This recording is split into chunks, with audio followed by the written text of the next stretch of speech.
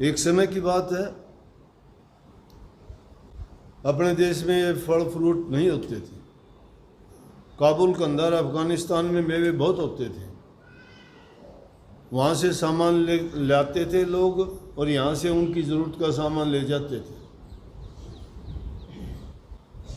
तो वहाँ पर काम करने वाले, सामान ढोने वाले आदमी थे। एक ऐसा ही गरीब आदमी मजदूरी करने वाला था, उसकी पत्नी गर्भवती थी। अब मजदूर आदमी कहाँ से उन चीज़ों को खरीदे, उस ज़माने में तो बहुत महंगी थी।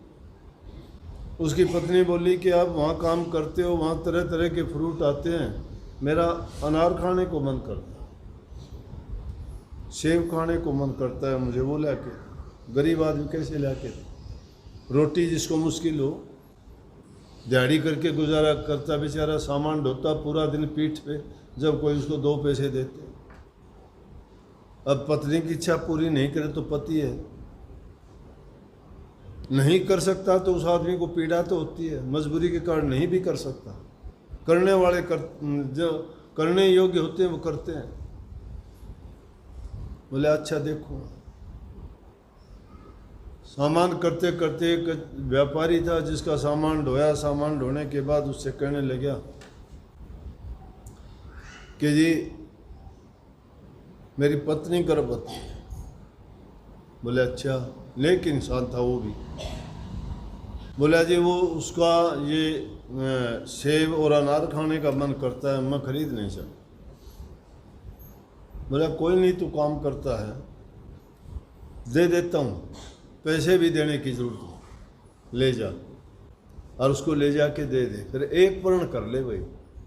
बोले हाँ जी बोलो, जो कहोगे वो करूँगा, जितना काम कहोगे उतना ही काम कर दूँगा इसके बदले।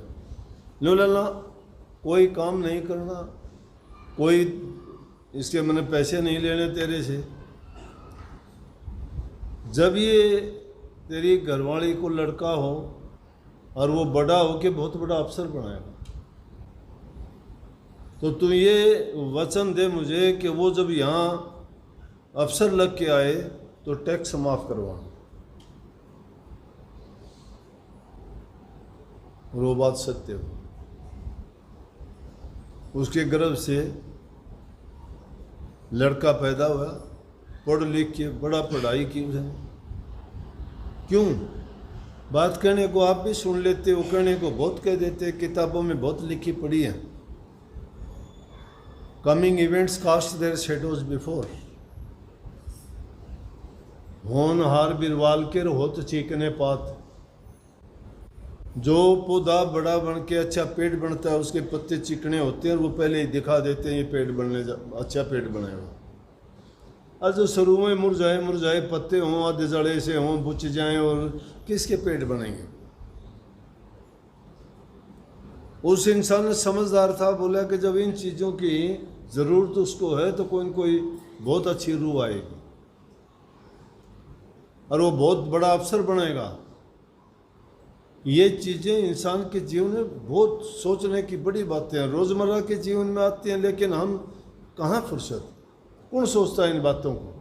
हमें तो फुर्सत नहीं मिलती लोगों की बुराई करने में, निंदा करने में, चुगली करने में, आपाधापी में, खुद के संवारने में, अच्छे खाने पीने में, मौज मस्ती करने में परवाह ही नहीं है इंसान को।